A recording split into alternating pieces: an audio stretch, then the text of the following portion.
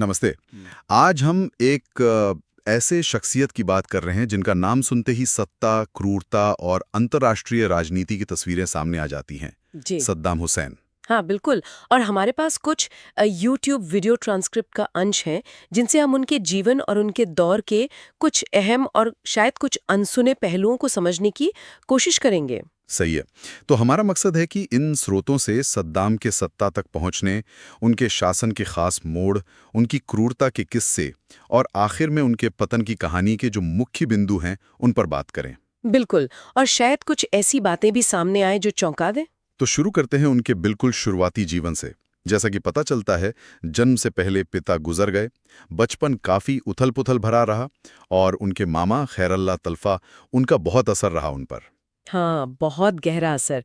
ये खैरल्ला तल्फा जो थे वो कट्टर राष्ट्रवादी थे, पश्चिम के सख्त खिलाफ, और उनका मानना था कि इराक पर सुन्नी अरबों का ही हक है, मतलब सुन्नी वर्चस्व वाली सोच। अच्छा। तो यही विचारधारा सद्दाम के जहन में बचपन से ही बैठ गई। और एक बात और, उन्होंने सेना में जाने की कोशिश की थी शुरू में, पर वो नाकाम रही। ओह, तो फिर वो राजनीति की तरफ कैसे मुड़े? बास्थ पार्टी? हाँ, कॉलेज छोड़कर 1955 में वो बाथ पार्टी में शामिल हो गए। ये पार्टी अरब राष्ट्रवाद और कुछ-कुछ समाजवाद की बात करती थी, और सद्दाम इसमें बहुत तेजी से आगे बढ़े। हम्म। और यहीं से कहानी थोड़ी नाटकीय हो जाती है। 1959 में इराकी प्रधानमंत्री थे अब्दुल करीम कासिम। उन पर एक जानलेवा हमला हुआ, नाकाम रहा पर। उसमें सद्दाम का हाथ था और सीआईए का भी जिक्र आता है ना? हाँ, सूत्रों में सद्दाम की भूमिका और सीआईए की कथित मदद दोनों का जिक्र है। अब ये कितना सच है कहना मुश्किल है, पर यह बात बार बार उठती है। ये तो बड़ी बात है। मतलब पश्चिम के साथ उनका रिश्ता शुरू से ही बड़ा अजीब रहा। बिल्कुल। इस हमले के बाद सद्दाम को भागना पड़ा, सीरिया गए, मिस्र गए, पर कहते हैं कि तब भी सीआईए से उनका संपर्क बना रहा। फिर वापसी हुई तख्तापलट के जरिए 1963, फिर 1968। हाँ, इन दोनों तख्तापलट में उनकी भूमिका अहम थी, और फिर से सीआईए के समर्थन की बात आती है। धीरे धीरे वो पर्दे के पीछे से असली ताकत बन गए, उपराष्ट्रपति बने, और फिर सत्ता पूरी तरह अपने हाथ में ले ली। और सत्ता हाथ में आते ही वो निर्ममता सामने आई जिसका जिक्र होता है, खासकर वो 1979 वाली घटना। ओ हाँ, वो तो रोंगटे खड़े कर देने वाली बात है। भरी सभा में कैमरे के सामने अपने ही दर्जनों साथियों पर गद्दारी का इल्जाम लगाया और उन्हें गिरफ्तार करवाया, और बाद में उनमें से कई को मरवा दिया गया।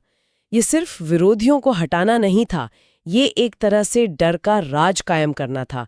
सबको संदेश देना था कि उनके खिलाफ जाने का अंजाम क्या होगा।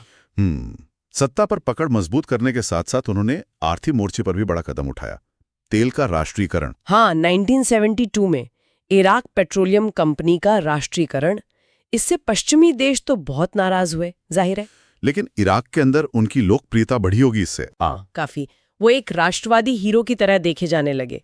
लेकिन एक और बात सामने आती है कि इसी तेल की कमाई का करीब 5% हिस्सा वो गुपचुप तरीके से स्विस बैंक खातों में भी जमा कर रहे थे। अच्छा। इसके बाद फिर वो लंबा खूनी दौर आया, ईरान इराक युद्ध 1980 से 88 तक। क्यों शुरू हुआ ये युद्ध? कई वजह थी। एक तो पड़ोस में ईरान में इस्लामिक क्रांति हुई थी, उससे सद्दाम को डर था। दूसरा, शट अल अरब जल मार्ग पर पुराना विवाद था। तो सद्दाम ने सोचा कि ईरान अभी कमजोर है, हमला कर देते हैं। लेकिन ये युद्ध तो बहुत लंबा खिंच गया, 8 साल। हाँ, और बहुत विनाशकारी भी रहा। और विडंबना देखिए, इस युद्ध में अमेरिका ने सद्दाम का साथ दिया। अमेरिका ने? ईरान के खिलाफ? हाँ, हथियार दिए, पैसे दिए, खुफिया जानकारी दी, और इसी दौरान सद्दाम ने क्रूरता की सारी हदें पार की। हलबजा शहर में कुर्दों पर रासायनिक हमला 1988 में, वो बहुत भयानक था। और दुजेल गांव वाला नरसंहार भी इसी दौरान हुआ था। भारी कर्जा था। सद्दाम कुवैत से कर्ज माफी चाहते थे, तेल का कोटा बढ़ाना चाहते थे, समुद्री सीमा का भी झगड़ा था। जब कुवैत नहीं माना तो 1990 में हमला करके कब्जा कर लिया। लेकिन ये दांव तो बिल्कुल उल्टा पड़ गया। बहुत भारी पड़ा। अमेरिका ने बड़ा अंतर्राष्ट्रीय गठबंधन बनाया और इराक को कुवैत से निकाल बाहर किया, और उसके बाद इराक पर इतने कड़े प्रतिबंध लगे कि आम इराकी जनता पिस गई। खाने पीने, दवाओं तक की किल्लत हो गई। और यहीं से अमेरिका के साथ सीधी दुश्मनी शुरू हो गई। वो WMD यानी सामूहिक विनाश के हथियार वाला मुद्दा। हाँ, बिल्कुल। फिर 1993 में बुश सीनियर की कुवैत यात्रा के दौरान उनकी हत्या की कथित साजिश की बात आई। फिर संयुक्त राष्ट्र के हथियार निरीक्षकों के साथ तनातनी बढ़ी और 1998 में सद्दाम ने उन्हें इराक से निकाल दिया। और फिर 9/11 के बाद? 9/11 के बाद तो अमेरिका ने सीधे सद्दाम पर उंगली उठानी शुरू कर दी। उन्हें अल-कायदा से जोड़ने की कोशिश हुई, हालांकि सूत्र कहते हैं कि इसका कोई ठोस सबूत कभी मिला नहीं। और फिर आया 2003, अमेरिकी हमला और सद्दाम का अंत। उनके पकड़े जाने की कहानी भी अजीब है। हाँ, वो ऑपरेशन रेड डॉन, महीनों तक वो छिपे रहे। फिर उनके करीबियों, कबीले के लोगों से पूछताछ करके पता लगा दिसंबर 2003 में तिक्रित के पास एक खेत में बने बंकर, जिसे स्पाइडर होल कहा गया, उसमें से उन्हें पकड़ा गया। वो तस्वीरें सबने देखी। फिर मुकदमा चला। इराकी अदालत में मुकदमा चला और मुख्य तौर पर दुजेल नरसंहार के लिए उन्हें मानवता के खिलाफ अपराधों का दोषी पाया गया और दिसंबर 2006 में फांसी दे दी गई। तो कुल मिला के देखें तो सद्दाम हुसैन की कहानी एक साधारण पृष्ठभूमि से उठकर क्रूरता के दम पर दशकों तक राज करने और फिर एक नाटकीय अंत की कहानी है। इसमें क्षेत्रीय राजनीति, तेल का खेल, बड़ी शक्तियों का दखल, सब कुछ नजर आता है। हाँ, और अंत में एक सवाल जरूर रह जाता है जो इन स्रोतों से भी उभरता है। सद्दाम को हटाने के बाद क्या इराक या मध्य पूर्व में स्थिरता आई?